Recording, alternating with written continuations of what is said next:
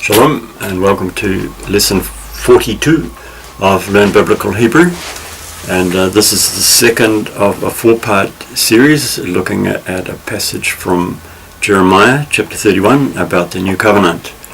And so today we'll consider Jeremiah chapter 31 verse 32. So this is Jeremiah chapter 31 verse 32. Verse 31 concluded with the phrase Brith Chadashah, new covenant. God says, I will make with Israel and Judah Brith Chadashah. Lo k'brith asher karathti eth avotham b'yom hechizki b'yadam. So that says,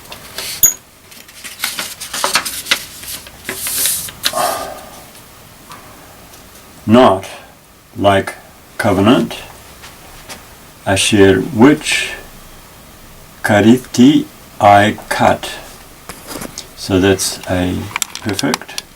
The root is karath, and the E indicates first person, which I cut. Eth avotham, with fathers there, the thumb is there. B'yom, in day, hechaziki b'yadam. I took in or by. Normally we, as a first approximation, translate this by in, but here we'd have to translate it as by. Yad, hand. Again, is the third person plural ending. Their hand, possessive in this case. So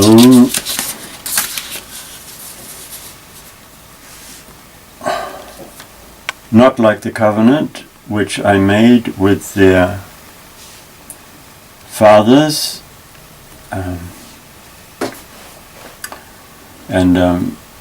again, I think the NIV 1984 said forefathers, but the NIV 2011 has changed it to ancestors to avoid gender-specific terms.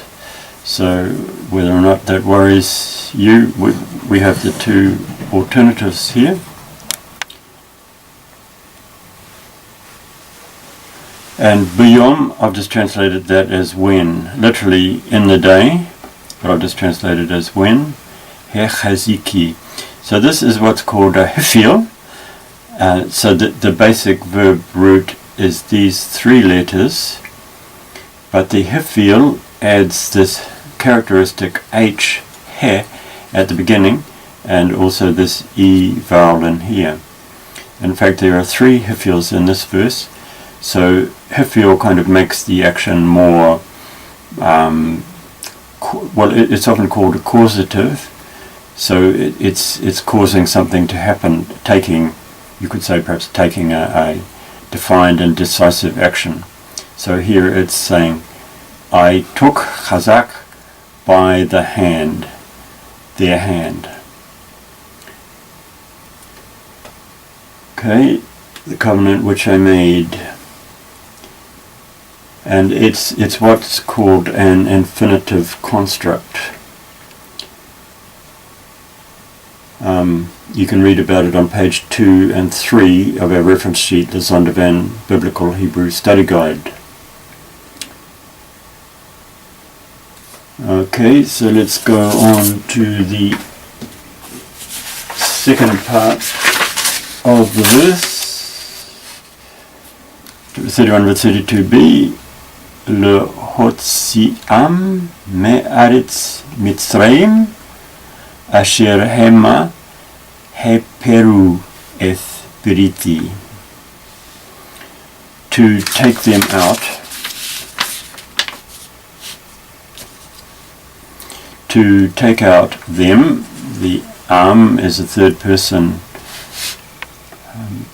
object, in this case prefix, and again this is a hefil, as this one is. It's got the characteristic H at the beginning. to take out them from Eretz land, Mitzrayim, Egypt. And again, these two nouns are in construct, and so it's equivalent to an of in English, but there's no word in Hebrew actually meaning of. But we have these two words linked, just linked together to make the construct. So this is from land of Egypt. Asher Hema, which they broke.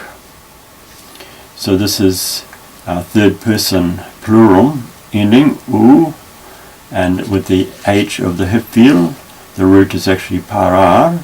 So we just chop off the last R, repeated R of the root, and use the he at the front to make it a hifil. They broke eth beriti, my covenant. That's eth for object here. Beriti, berit, covenant, and with the E ending, my.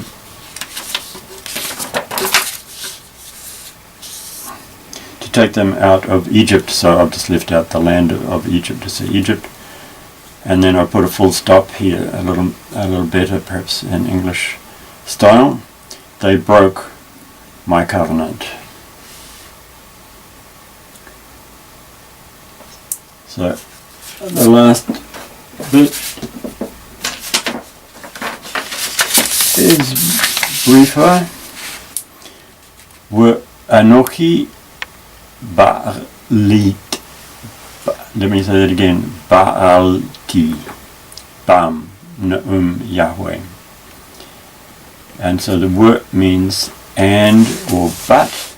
And Anochi is a freestanding form of the pronoun I. Baalti. So this is an interesting word here. It's the word that we get Baal from. So you may know that Baal was a false god of the Canaanite people, and so Baal is just a word in Hebrew and in the related languages of Canaan that means Lord or Master. So with a capital letter, it came to be the name of the main god of the Canaanites, but its normal sense is just Master or Lord. And in this case, it's used as a verb in the perfect first person. So it's saying I was. In this case, it means husband. So it's not very PC these days to use the word master for husband, but this was common in all those languages and still used in even used in modern Hebrew today. But it doesn't have to mean a husband who lords it over his wife in a negative way. But I notice that it takes bam, which is literally in them. So that's what this verb has to take, in them, but we would have to translate it as for them. And here again is this phrase that we found in the previous verse, declaration of Yahweh, those two words in construct. As I said in the last lesson, this is a particular expression used by the prophets, and it's a favorite of Jeremiah's for a special prophetic word, particularly from the Lord, straight from Yahweh. And it's often translated in English versions as declares the Lord. Oh, look at that. Nobody's made a free translation here. So I guess that's a job for us now. We'd probably say, even though I was husband to them, says the Lord. So here it's obviously using husband, the word Baal, not in any negative sense of lording it over them, but in the sense of looking after them in the best possible way. The metaphor of Yahweh as husband and Israel as wife has been used already in Jeremiah chapter 3 and is often, at least in the background of the repeated mention of idolatry in the prophets as spiritual adultery or prostitution. The best commentary on the faithfulness of God to his husband-like relation is seen in the book of Hosea, especially chapters 1 to 3. Those are notes that I got from the NET Bible study note, and that's a translation that's available online. So let's not be put off by the perhaps negative connotations that this word might have to some modern people, and let's read it with the eyes of an ancient person to whom this type of authority was quite acceptable, and it's seen in a positive way in that God isn't just lording it over them or making things hard for them, making them do things they don't want to do, but he's their husband in the sense that he looks after them.